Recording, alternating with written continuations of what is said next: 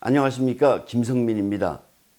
지난 시간에 인도적 지원이란 미명하에 들어가는 식량이 그 지원의 대상인 주민들에게 돌아가지 않기 때문에 김정은의 북한에 쌀을 보내서는 안 된다는 것을 말씀드렸습니다.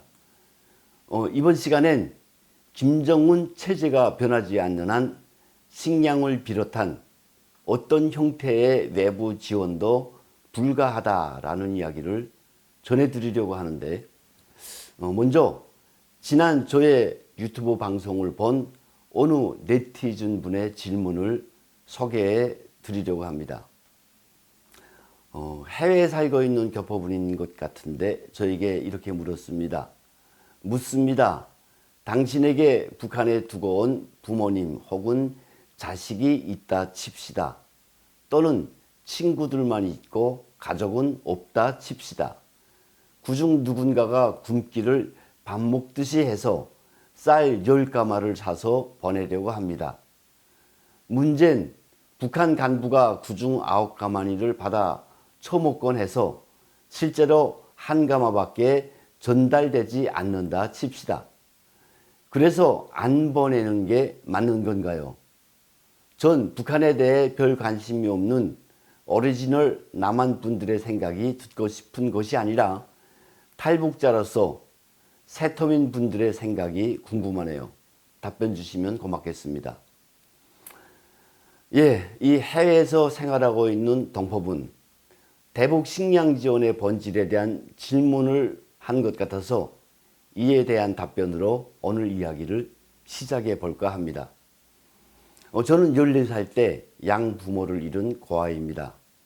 북한에 5명의 누이가 계십니다. 그보다는 19년간의 군복무 기간 생사를 함께했던 친구들이 있습니다. 남들처럼 17살에 군에 나갔다가 두만강을 건널 때도 군복을 입고 건넜으니까 군대 때 친구들이 더 그리운지도 모르겠습니다. 그런 형제들과 친구들이 배고파하니까 한때 굶어 죽기까지 했으니까 인도적 지원의 식량을 보내겠다는데 뭐가 문제냐. 또 니들 말대로 간부들, 군인들에게 우선 공급이 된다니까 그 나머지 얼마만이라도 주민들이 먹을 게 아니냐. 그런데 왜 니들이 나서서 식량 지원을 반대하느냐. 이렇게 질문하는 분들이 꽤 많다는 것도 알고 있습니다. 이런 질문을 하는 사람들과 이야기를 나누다 보면 크게 2가지 부류의 사람들이 있다는 것을 알게 됩니다. 첫 번째 형태는 이미 김정은에 대한 선망의 마음이 딱 자리 잡혀 있고 김정은의 북한을 딱 돕고 싶은데 그곳에서 살다 온 탈북자들이 반대를 하고 있으니까 인간적인 감정, 즉 감정선을 건드리면서 니들만 잘 먹고 잘 사는 것이냐. 북한에 남아있는 가족과 친구들 생각은 전혀 안 할 만큼 니들은 정치적이다고 이야기를 시작하는 사람들이 있다는 걸 알게 됩니다. 감정적 인도주의를 전면에 내걸고 탈북자들의 입을 틀어 막으려는 본질적 사상가 혹은 구추종 분자들이라고 말하고 싶습니다. 그리고 이런 인간들의 이야기는 무시하는 게 상책이라는 생각을 늘 하고 살았습니다. 2번째 경우는 정말 북한의 현실을, 진실을 모르는 사람들입니다. 왜 탈북자들이 저들의 부모 형제를 향한 대북 지원을 반대하는지, 위에서 나온 질문처럼 그래 10가마니의 쌀을 보내면 9가마니는 간부들이 처먹고 그 나머지 1가마 정도는 굶주리는 주민들에게 돌아갈 것 아니냐 답변해봐라 하는 분들입니다. 이런 분들에게만큼은 성실하고 책임적으로 답변해 드려야 한다는 것을 모르는 탈북자들이 없습니다.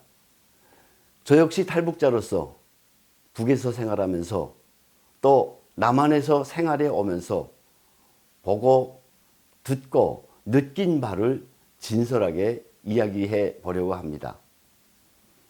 그럼 먼저 북한의 식량난 발생과 대한민국의 대북 식량 지원에 대해 간략히 설명드리겠습니다. 자료를 보니까 1990년대 초부터 북한은 자연재해 및 지형상의 악재 등으로 절대적 식량 부족 사태를 맞게 됩니다. 더구나 구소련 붕괴 이후 밀 수입이 끊어지자 식량 사정은 급속도로 악화되게 되죠. 여기에 더해 식량 저온 현상, 대홍수, 만성적 비료 부족, 낙후된 용농기술, 토지의 산성화, 농민들의 의욕 상실 등으로 1992년 전국적 범위의 식량 배급소가 문을 닫을 만큼 식량난이 악화되게 됩니다. 이에 북한은 1993년 타이쌀 15만 톤을 수입하고 중국과 일본, 인도 등의 식량 지원을 요청하게 됩니다. 1995년엔 한국 정부에 민간인을 통한 식량 지원을 요청해 왔고, 이에 따라 우리 정부는 쌀 3,000톤을 북한에 전달함으로써 민간 및 정부 차원의 대북 식량 지원 사업이 활발히 진행되게 됩니다. 일단 정부 차원의 대북 식량 지원을 살펴보면 김영삼 정부 때는 1995년이죠. 쌀 15만 톤을 직접 지원의 형식으로 보내주었습니다. 그 이듬해 강릉 무장 잠수함 침투 사건으로 위기를 맞기도 합니다만, 김대중 정부 들어서 남북 정상회담을 계기로 차관 형식의 식량이 다시 북으로 들어갑니다. 차관 등의 형식으로 무려 50만 톤의 식량을 지원했다는 통일부 자료가 나와 있습니다. 노무현 정부 시절에도 2003년부터 2007년까지 국내산과 외국산 쌀 170만 톤을 차관 형식으로 지원했다고 통일부는 밝히고 있습니다. 또 노무현 정부는 식량과 비료 지원 외에 취약계층 지원, 영유아 의료 지원, 말라리아 방역 지원 등 영양과 방역, 보건 관련한 지원도 실시해 왔습니다. 이러한 형태의 대북 지원에 대해 북한은 늘 이중적인 작태를 보여왔죠. 정부적 차원에선 지원을 빙자한 구걸을 해왔지만 주민들에게는 대한민국의 인도적 지원 전체를 숨겨왔습니다. 심지어 라면 하나라도 수용하지 못해 봉지는 뜯어서 보내달라는 기가 막힌 요구를 해온 바도 있습니다. 기억하고 계실 줄 압니다.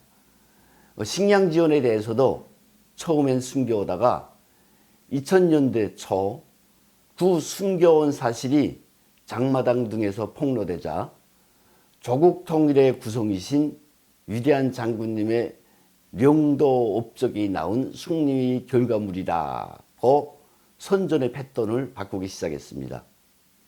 김정일에게 남조선 괴뢰놈들이 식량과 기타 물자를 가져다 바친다는 의무의 조공이란 말까지 꺾임없이 내뱉어 왔습니다. 그렇게 한국과 국제사회에서 지원받은 쌀로 연명해 온 북한이 한편으로는 핵과 미사일 개발에 박차를 가해왔다는 건 세상에 널리 알려진 사실입니다.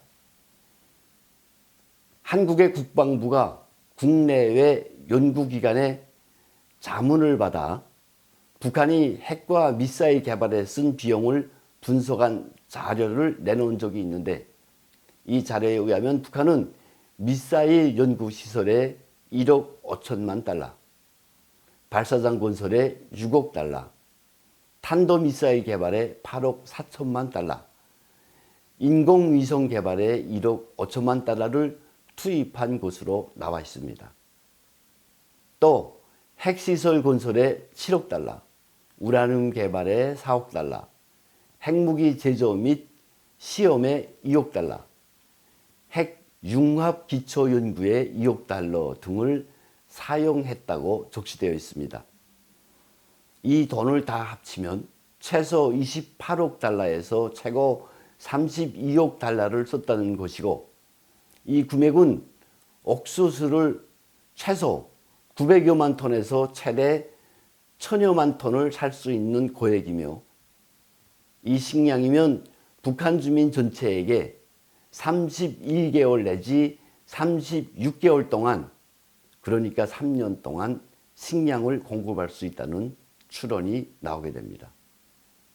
물론 폐쇄된 북한을 향해 국제사회의 기준을 적용할 수는 없지만, 김정일과 김정은이 정말로 주민들을 생각하는 지도자라면 저들의 체제 유지만을 위한 핵과 미사일 개발에 그토록 매달리면서 주민들의 삶을 외면할 수 있겠느냐 하는 원론적 질문을 던져볼 수는 있는 것이죠.